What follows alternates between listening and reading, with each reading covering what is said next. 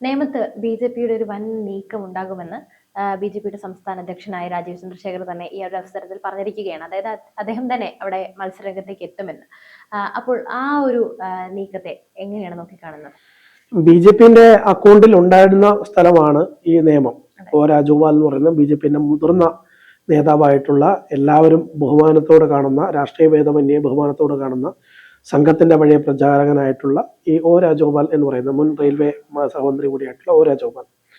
അപ്പം രാജേട്ടൻ അവിടെ മത്സരിച്ച് അവിടെ ജയിക്കുകയാണ് ഉണ്ടായത്. അതിനുശേഷം അവിടെ വലിയൊരു എന്താ പറയുക, UDF-ഉം LDF-ഉം കൂടെ കൂടി ബി.ജെ.പിയുടെ അക്കൗണ്ട് പൂട്ടിക്കാൻ വേണ്ടി ഒരു ഗെയിം കളിച്ചതിന്റെ ഭാഗമായിട്ടാണ് അവിടുത്തെ അക്കൗണ്ട് ബി.ജെ.പിക്ക് നഷ്ടപ്പെടുന്നത്. എന്തായാലും ആ അക്കൗണ്ട് തുറക്കാൻ വേണ്ടി രാജീവ് ചന്ദ്രശേഖർ തന്നെ നേരിട്ട് റീഓപ്പൺ ചെയ്യാൻ വേണ്ടി, തുറക്കുക എന്ന് പറയുന്നത് ആദ്യമായിട്ടായി പോലും, അപ്പൊ റീഓപ്പൺ ചെയ്യാൻ വേണ്ടി രാജീവ് ചന്ദ്രശേഖർ തന്നെ നേരിട്ട് ആ ഒരു അധ്വാനം ഏറ്റെടുക്കുകയാണ്. അദ്ദേഹത്തിന്റെ ഭാഷയിൽ പറഞ്ഞാൽ അധ്വാനം. അതിനുവേണ്ടി കൃത്യമായി തന്നെ അവിടെ ഇടപെടൽ നേരത്തെ തന്നെ തുടങ്ങിയിട്ടുണ്ട്. നമുക്കറിയാൻ സാധിക്കുന്നത് പോലെ തന്നെ നിയമമണ്ഡലത്തിലുള്ള പരിപാടികളിലൊക്കെ തന്നെ രാജീവ് ചന്ദ്രശേഖർ കൃത്യമായി പങ്കെടുക്കുന്നുണ്ട്. അവിടുത്തെ ആളുകളുടെ പൾസ് അറിയാവുന്നതാണ്. മാത്രമല്ല, കഴിഞ്ഞ ലോക്സഭാ തെരഞ്ഞെടുപ്പിൽ നേമത്ത് വലിയ മുന്നേറ്റം ഉണ്ടാക്കാൻ വേണ്ടി ബി.ജെ.പിക്ക് കഴിഞ്ഞിട്ടുണ്ട്. നേമത്ത് മാത്രമല്ല, പല മണ്ഡലത്തിലും മുന്നേറ്റം ഉണ്ടാക്കാൻ വേണ്ടി കഴിഞ്ഞിട്ടുണ്ട്. എങ്കിൽ കൂടിയും അതായത് ഒട്ടും പ്രതീക്ഷിക്കാത്ത കോവളത്ത് പോലും രണ്ടാം സ്ഥാനത്ത് എത്താൻ വേണ്ടി കഴിഞ്ഞിട്ടുണ്ട് എന്നുള്ളതാണ് അതിൻ്റെ ഒരു ഒരു ഒരു എടുത്തു പറയേണ്ടത്. അപ്പം നമുക്ക് നോക്കുകയാണെങ്കിൽ ഈ നേമത്ത് ബി.ജെ.പിക്ക് വിജയസാധ്യത ഉണ്ടോ എന്ന് ചോദിച്ചു കഴിഞ്ഞാൽ ആ ചോദ്യത്തിന് ഒരു അർത്ഥമില്ലെന്ന് ഞാൻ പറയുള്ളൂ. ഇനി നേമത്ത് പിണറായി വിജയൻ വന്ന് മത്സരിച്ചു കഴിഞ്ഞാലും, അല്ലെങ്കിൽ പറയുന്ന കോൺഗ്രസിന്റെ ഏറ്റവും മുതിർന്ന നേതാവ് എന്ന നിലയിൽ കാണുന്ന സംസ്ഥാനത്തെ ആരാ പറയുക, AK ആന്റണിയോ, VD സതീശനോ, അല്ലെങ്കിൽ K സുധാകരനോ, അതും അല്ലെങ്കിൽ രമേശ് ചെന്നിത്തലയോ, അല്ലെങ്കിൽ തിരുവനന്തപുരത്തെ താപ്പാനകളെ എടുക്കാം. തിരുവനന്തപുരത്തെ താപ്പാനകളായിട്ടുള്ള ആരാ പറയുക, ശബരിനാഥനോ, അല്ലെങ്കിൽ VS സുനിൽകുമാറോ, അങ്ങനെയുള്ള ശിവകുമാറോ, അങ്ങനെയുള്ള ആൾക്കാരെ ആരെങ്കിലും എടുക്കുമെന്ന് വെച്ച് അങ്ങനെ ആരെ എടുത്തു കഴിഞ്ഞാലുണ്ടെങ്കിലും, അല്ലെങ്കിൽ പിന്നെ പോട്ടെ, എല്ലാ സ്ഥലത്തും അക്കൗണ്ട് പൂട്ടിക്കാൻ നടക്കുന്ന ഒരാളുണ്ടല്ലോ, ആരെ, K മുരളീധരനെ.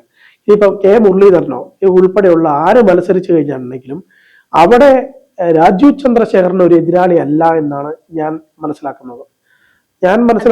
സ്വാധീനം, അതായത് ആദ്യത്തെ മത്സരത്തിൽ തന്നെ, കഴിഞ്ഞ ലോക്സഭാ ഇലക്ഷൻ തന്നെ നമ്മൾ കണ്ടതാണ്. നമ്മുടെ തരൂരുമായിട്ട് നേരിയ ഒരു വ്യത്യാസം മാത്രമേ അദ്ദേഹത്തിന് ഉണ്ടായിരുന്നുള്ളൂ. അതെ, രാജീവ് ചന്ദ്രശേഖറിന്റെ കാര്യത്തിലാണ് ശരി, P മുരളീധരന്റെ കാര്യം ആറ്റിങ്ങലിലാണെങ്കിലും ശരി, നേരിയ ഒരു മാർജിനിൽ മാത്രമാണ് പരാജയപ്പെട്ടത്. അത് പരാജയം എന്ന നിലയിൽ നമുക്ക് പറയാൻ പോലും പറ്റില്ല. കാരണം എന്ന് വെച്ച് കഴിഞ്ഞാൽ രാജീവ് ചന്ദ്രശേഖറിനെ സംബന്ധിച്ചിടത്തോളം അദ്ദേഹം കേരളത്തിൽ സുപരിചിതനായ വ്യക്തി ആയിരുന്നില്ല. അതായിരുന്നു ആ ഒരു പരാജയത്തിന്റെ ഒരു പ്രധാനപ്പെട്ട കാരണം എന്ന് ഞാൻ മനസ്സിലാക്കുന്നത്. ഇപ്പോഴത്തെ ഒരു സാഹചര്യം എന്ന് പറയുന്നത്, ഒരു ഗ്രൗണ്ട് എന്ന് പറയുന്നത്, രാജീവ് ചന്ദ്രശേഖരനെ ഇവിടുത്തെ കുട്ടികൾക്ക് പോലും അറിയാം. ബി.ജെ.പിയുടെ അധ്യക്ഷൻ എന്ന നിലയിൽ അറിയാം, ടെക്നോക്രാറ്റ് എന്ന നിലയിൽ അറിയാം, ബിസിനസ് മാൻ എന്ന നിലയിൽ അറിയാം, ഏഷ്യാനെറ്റിന്റെ മുതലാളി എന്ന പേരിൽ അറിയപ്പെടുന്നവരുണ്ട്, അല്ലെങ്കിൽ ഒരു മുൻ കേന്ദ്രമന്ത്രി എന്ന നിലയിൽ അറിയപ്പെടുന്നവരുണ്ട്, അല്ലെങ്കിൽ ബാംഗ്ലൂർ MP എന്ന നിലയിൽ അറിയപ്പെടുന്നവരുണ്ട്, അല്ലെങ്കിൽ ഒരു സൈനിക ഓഫീസറിന്റെ മകൻ എന്ന നിലയിൽ അറിയപ്പെടുന്നവരുണ്ട്. അങ്ങനെ വിവിധ ശ്രേണിയിലാണ് വിവിധ ആളുകൾ പുള്ളിനെ അറിയപ്പെടുന്നത്. അവർക്കെല്ലാം ഡിഫറെന്റ് ആയിട്ടുള്ള വ്യൂ ഉണ്ട്. അപ്പം ആ നിലയിലൊക്കെ അറിയപ്പെടുന്ന ഒരു വ്യക്തി ആയതുകൊണ്ട്, പ്രത്യേകിച്ച് തിരുവനന്തപുരത്ത് നല്ല രീതിയിൽ അറിയപ്പെടുന്ന ഒരു വ്യക്തി ആയതുകൊണ്ട്, പിന്നെ അദ്ദേഹത്തിന് സംസാര ശൈലി ഉണ്ട്. അദ്ദേഹത്തിന് ഇംഗ്ലീഷും ഹിന്ദിയും മറ്റ് ലാംഗ്വേജ് ഒക്കെ വളരെ ഫ്ലുവൻ്റ് ആണ്. മലയാളം അദ്ദേഹം ഫ്ലുവൻ്റ് ആയിട്ട് വരുന്നേ ഉള്ളൂ. അപ്പോൾ അദ്ദേഹത്തിന്റെ സംസാര ശൈലിയിൽ നിന്നും അദ്ദേഹത്തെ ചില ആൾക്കാർക്കൊക്കെ സ്ട്രൈക്ക് ചെയ്തതുണ്ട്. അപ്പം ആദ്യത്തെ മലയാളത്തിൽ നിന്ന് ഒട്ടേറെ മാറ്റം വന്നിട്ടുണ്ട് കേട്ടോ. അതെ, കുറച്ചുകൂടെ നല്ല മാറ്റം വന്നിട്ടുണ്ട്.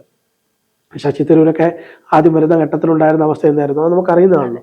അദ്ദേഹം എനിക്ക് തോന്നുന്നു ഇപ്പൊ 10 വർഷം കഴിഞ്ഞല്ലോ, ഈ ഘട്ടത്തിലാണ് അദ്ദേഹം ഇത്രയെങ്കിലും മലയാളം പറയാൻ തുടങ്ങിയിട്ടുള്ളത്. ഈ ചുരുങ്ങിയ സമയം കൊണ്ടാണ് ഇപ്പൊ മലയാളം വായിക്കുന്നു, ഇപ്പൊ നന്നായി തന്നെ സംസാരിക്കുന്നു. അതെ, ഈ ഒരു വർഷത്തുള്ള ഒരു ഗ്യാപ്പ് ഉള്ളിൽ തന്നെ, ഒരു ടൈം പീരീഡിൽ തന്നെ അദ്ദേഹം നല്ല രീതിയിൽ മലയാളം സംസാരിക്കാൻ തുടങ്ങി. അപ്പം അങ്ങനെ ഡിഫറെന്റ് ആയിട്ടുള്ള ആംഗിളുകളിലാണ് ആളുകൾക്ക് രാജീവ് ചന്ദ്രശേഖരനെ അറിയപ്പെടുന്നത്.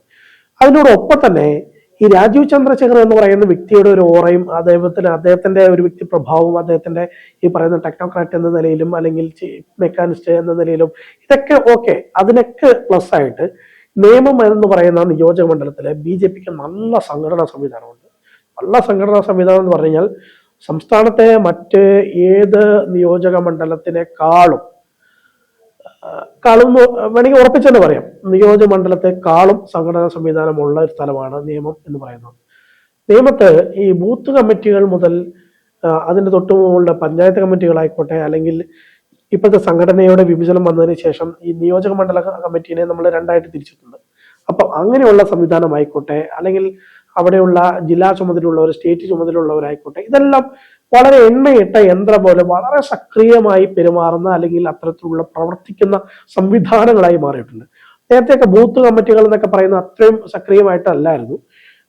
പക്ഷെ ഇപ്പോൾ അതെല്ലാം എന്താ പറയാ, അവരുടെ BJPയുടെ ചില നേതാക്കളുടെ ഭാഷ പറഞ്ഞു കഴിഞ്ഞാൽ, സ്റ്റേറ്റ് കമ്മിറ്റി ഓഫീസിൽ നിന്ന് ഒരു മെസ്സേജ് അയച്ചു കഴിഞ്ഞാൽ ഒരു 15-20 മിനിറ്റിനുള്ളിൽ അവർ പറയുന്ന ഒരു തീരുമാനം അല്ലെങ്കിൽ അവർ പറയുന്ന ഒരു പോയിന്റ്, ആ പോയിന്റ് ബൂത്ത് തലത്തിൽ ഇംപ്ലിമെന്റ് ചെയ്യാൻ പറ്റുന്ന തരത്തിലേക്കുള്ള സംഘടനാ സംവിധാനം ഈ പറയുന്ന നിയമനിയോജക മണ്ഡലത്തിലുണ്ട്. അതുകൊണ്ട് തന്നെ BJPക്ക് അവിടെ വലിയ രീതിയിൽ സംഘടനാ വർക്ക് ചെയ്യേണ്ടതായിട്ട് ഇപ്പോൾ ഇല്ലെന്ന് എനിക്ക് തോന്നുന്നത്. ഇതൊക്കെ ഉണ്ടാക്കിയെടുക്കാൻ വേണ്ടി ഒരുപാട് കഷ്ടപ്പെട്ടിട്ടുണ്ട്. അപ്പം ആ അത്തരത്തിലുള്ള സംഘടനാ സംവിധാനങ്ങൾ ഉണ്ടാക്കിയെടുത്തത് കൊണ്ട് തന്നെ അവിടെ രാജീവ് ചന്ദ്രശേഖർ എന്ന് പറയുന്ന ഈ പറയുന്ന ഒരു ഗംഭീരം പൊളിറ്റീഷ്യൻ അല്ലെങ്കിൽ ടെക്നോക്രാറ്റ് അല്ലെങ്കിൽ യൂത്ത് ഒരുപാട് ഇഷ്ടപ്പെടുന്ന ഒരു മനുഷ്യൻ അവിടെ വരുന്ന ഘട്ടത്തിൽ അവരെ എല്ലാവരും ഇരു കൈയും നീട്ടി അദ്ദേഹത്തെ സ്വീകരിക്കുകയും, സംസ്ഥാനത്ത് എനിക്ക് തോന്നുന്നു ഏറ്റവും വലിയ ലീഡ് KK ശൈല ടീച്ചർക്കായിരിക്കും, അല്ലെ മട്ടന്നൂർ അല്ലെ 60,000 അല്ലെ അങ്ങനെ എന്തോ ആയിരുന്നല്ലോ. അപ്പൊ ശൈല ടീച്ചറിനോടൊപ്പം അല്ലെങ്കിൽ ശൈല ടീച്ചറിനെക്കാളും കൂടുതൽ ലീഡ് വരാനുള്ള സാധ്യതയുണ്ടെന്നാണ് ഞാൻ മനസ്സിലാക്കുന്നത്. മാത്രമല്ല അദ്ദേഹത്തെ കേരള നിയമസഭയിലെ അദ്ദേഹം വരുന്ന ഒരു ഇതൊന്നും ആലോചിച്ച് നോക്കും, ഒരു രംഗം ഒന്ന് ആലോചിച്ച് നോക്കും. അതെ, നമ്മുടെ എന്താ പറയാ തൃശ്ശൂർ പൂരത്തിന് അവിടുത്തെ ഏറ്റവും ഗംഭീരമായിട്ടുള്ള ഒരു ആനയെ എഴുന്നള്ളിക്കുന്ന പോലെ ആ രീതിയിലുള്ള ഒരു തലയെടുപ്പോടുകൂടി, ആ ഒരു ഓറയോടുകൂടി നിയമസഭയ്ക്കുള്ളിലേക്ക് അദ്ദേഹം വരികയും അവിടെ ഉണ്ടാകുന്ന ആരാണോ ഭരണപക്ഷത്താണോ അല്ലെങ്കിൽ പ്രതിപക്ഷത്താണോ നമുക്കറിയത്തില്ലെങ്കിലും ഭരണപക്ഷത്താണെങ്കിൽ അവിടെ ഉണ്ടാകുന്ന ഒരു പൊളിറ്റിക്കൽ ചേഞ്ച് ഒന്ന് ആലോചിച്ചു. കേരളത്തിന്റെ അഴിമതി തൊട്ടു തീണ്ടാത്ത, ഇനി ഇവരുടെയൊക്കെ ഈ നക്കാപ്പിച്ചൊക്കെ ഇട്ടിട്ട് ജീവിക്കേണ്ട എന്ന് ഉറപ്പായിട്ടും അതിനനുസരിച്ചുള്ള ഒരു ഫിനാൻഷ്യൽ ബാക്ക്ഗ്രൗണ്ട് ഉള്ള അദ്ദേഹത്തിന്റെ എന്താ പറയാ, അദ്ദേഹത്തിന് ഈ ഫിനാൻഷ്യൽ സ്ഥാപനം ഉണ്ടല്ലോ, ജൂപ്പിറ്റർ ഇൻവെസ്റ്റ്മെന്റ് സ്ഥാപനം. ഈ ജൂപ്പിറ്റർ ക്യാപിറ്റൽ എന്ന് പറഞ്ഞ സ്ഥാപനത്തിന്റെ ഏകദേശം വരുമാനം നമ്മൾ കഴിഞ്ഞ ദിവസം വെറുതെ അവരുടെ ഒരു എന്താ പറയാ അസറ്റ് നമ്മൾ കഴിഞ്ഞ ദിവസം എടുത്ത് നോക്കിയാൽ എനിക്ക് 7,000 കോടിയോ 8,000 കോടിയോ അങ്ങനെയല്ലേ, അത്രയും ഉണ്ട്. അപ്പൊ അത്രയും ഒരു ആസ്തിയുള്ള ഒരു മനുഷ്യനെ ഈ കേരളത്തിൽ നിന്ന് കിട്ടുന്ന നക്കാപ്പിച്ച അഴിമതി ഉണ്ടാക്കിയിട്ട് കാര്യമില്ല. അപ്പം അതുകൊണ്ട് തന്നെ നമുക്ക് ഒരു തരത്തിലും അദ്ദേഹം ഇത്തരത്തില് ഒരു സ്വജനപക്ഷപാതമോ അഴിമതിയോ കാണിക്കുമെന്ന് മറ്റു രാഷ്ട്രീയക്കാരെ പോലെ നമുക്ക് ഒരു സംശയത്തിന് നേരിൽ അദ്ദേഹത്തെ കാണേണ്ട ആവശ്യം പോലും ഇല്ലാത്ത ഒരു മനുഷ്യൻ കേരള രാഷ്ട്രീയത്തില് തലയെടുപ്പോട് കൂടിയിട്ട് ഏറ്റവും നല്ല ഈ മറ്റേ നമ്മുടെ പറയുന്ന ഈ തൃശ്ശൂർ പൂരത്തിന് ഏറ്റവും നല്ല തല എടുപ്പുള്ള ഒരു ആനയുടെ പുറത്തായിരിക്കും തിടമ്പ് എഴുന്നള്ളിക്കുക, അല്ലെ? അങ്ങനെയല്ലേ? അപ്പൊ അങ്ങനെയുള്ള ഒരു രീതിയിൽ തന്നെ നമുക്ക് അദ്ദേഹത്തെ നിയമസഭയിൽ കാണാൻ പറ്റുമെന്നാണ് ഞാൻ മനസ്സിലാക്കുന്നത്. മാത്രമല്ല അദ്ദേഹത്തിന് അതുമാത്രല്ല, ഈ 45 കൊല്ലം കേരളം ഭരിച്ച നമ്മളെ മറ്റു സർക്കാർ, വലത് സർക്കാർ മുടിപ്പിച്ച് വെച്ച ഈ കേരളത്തെ നമ്മൾ വെറും ചുരുങ്ങിയ കാലം കൊണ്ട്, ഈ ഒരു കൊല്ലം മറ്റോ ആയിട്ടുള്ളൂ നമ്മുടെ രാജീവ് ചന്ദ്രശേഖർജി അധ്യക്ഷ സ്ഥാനത്തേക്ക് എത്തിയിട്ട്. അപ്പൊ തന്നെ അദ്ദേഹം എത്രയോ പരാതികൾ പരിഹരിച്ച് എത്രയോ മാറ്റങ്ങൾ നമ്മുടെ കേരളത്തിൽ ഒട്ടാകെ അദ്ദേഹം വരുത്താൻ സാധിച്ചിട്ടുണ്ട്. അത്രത്തോളം ഒരു എന്താ പറയുക സേവന മനോഭാവമുള്ള ഒരു മനുഷ്യന് ഇവിടെ കേരളത്തിൽ ഒന്നും ചെയ്യാൻ, അതായത് നമ്മുടെ ഈ വലത് സർക്കാർ ഇവിടെ ചെയ്ത പോലെയുള്ള തെറ്റായിട്ടുള്ള കാര്യങ്ങളോ അഴിമതികളോ ചെയ്യേണ്ട ഒരു ആവശ്യം അദ്ദേഹത്തിനില്ല. അപ്പോൾ നല്ലൊരു രീതിക്കുള്ള മാറ്റം തന്നെയായിരിക്കും അദ്ദേഹം കൊണ്ടുവരിക. നിയമത്തെ ജനങ്ങൾ ഒട്ടേറെ പ്രതീക്ഷയോടെ തന്നെയായിരിക്കും അദ്ദേഹത്തെ നോക്കി കാണുന്നത്. തീർച്ചയായും. അപ്പൊ അനുഭവ പറഞ്ഞതിന്റെ ഒരു പോയിന്റ് ഞാൻ കൂട്ടിച്ചേർക്കാം. അതായത് BJPന്റെ ഒരു ഹെൽപ്പ് ഡെസ്ക് പദ്ധതി ഉണ്ടായിരുന്നു. കഴിഞ്ഞ 6 മാസം കൊണ്ട് തന്നെ എനിക്ക് തോന്നുന്ന ഒരു 38,000 സംതിങ് അല്ലെ, അങ്ങനെ എന്താണ് ലാസ്റ്റ് കണക്ക് ഞാൻ കേട്ടെന്ന് തോന്നുന്നു. അപ്പൊ അത്രയും പേരുടെ പരാതികൾ നേരിട്ട് തന്നെ പരിഹരിക്കാൻ BJPക്ക് കേരളത്തിലെ ഒരു ഭരണവും ഒരു MLA പോലും ഇല്ലാത്ത ഒരു സംവിധാനത്തിന് കഴിഞ്ഞിട്ടുണ്ട്. അപ്പൊ കേരളത്തിലെ ഭരണത്തിലേക്ക് എത്തുകയാണെങ്കിൽ BJPക്ക് എന്തുമാത്രം കാര്യങ്ങൾ ചെയ്യാൻ പറ്റുമെന്നുള്ളതാണ് നമ്മൾ സാധാരണ ജനങ്ങൾ ചിന്തിക്കേണ്ടത്. അതെ, ഈ ഹെൽപ്പ് ഡെസ്കിന്റെ കാര്യത്തിൽ ഒരു കാര്യം കൂടി പൂരിപ്പിക്കുക. അതായത് പലരും ന്യൂനപക്ഷ വിഭാഗങ്ങളെ പല രീതിക്ക് BJPയെ തെറ്റിദ്ധരിച്ച് വെച്ചിട്ടുണ്ട്. പക്ഷേ എത്രയോ ന്യൂനപക്ഷ വിഭാഗങ്ങളുടെ എത്രയോ ശതമാനം പരാതികൾ ഈ ഹെൽപ്പ് ഡെസ്കിലേക്ക് വന്നിട്ടുമുണ്ട്, അത് പരിഹരിക്കപ്പെട്ടിട്ടുമുണ്ട്. പലരും ഇത് വാർത്താ മാധ്യമങ്ങളിൽ മാത്രമേ ഇപ്പോൾ ന്യൂനപക്ഷങ്ങളെ തെറ്റിദ്ധരിപ്പിക്കുന്ന തരത്തിലുള്ള വാർത്തകളൊക്കെ ഉള്ളൂ, അല്ലാതെ അവരൊക്കെ ഒട്ടേറെ മനസ്സിലാക്കി തുടങ്ങി. അതും ഈ ഒരു രാജീവ് ചന്ദ്രശേഖർ എന്ന ഈ മനുഷ്യന്റെ വരവോടുകൂടിയാണ്. തീർച്ചയായിട്ടും ഈ രാജീവ് ചന്ദ്രശേഖർ വന്നതിന് ശേഷമാണ് ഈ മുസ്ലിം ന്യൂനപക്ഷവുമായിട്ട് ബന്ധപ്പെട്ടിട്ടുള്ള ചില മീറ്റിങ്ങുകൾ വിളിച്ചു ചേർക്കുക, ക്രിസ്ത്യൻ ന്യൂനപക്ഷത്തിന് ചില മീറ്റിങ്ങുകൾ വിളിച്ചു ചേർക്കുക, അവർക്കിടയിൽ എന്താണ് അവരുടെ അവരുടെ ഇഷ്യൂ എന്താണ്, അതെ. എന്താണ് അവരുടെ ഇഷ്യൂ, അത് മനസ്സിലാക്കാൻ വേണ്ടി അദ്ദേഹം കൂടുതലായി ശ്രമിക്കുന്നുണ്ട്.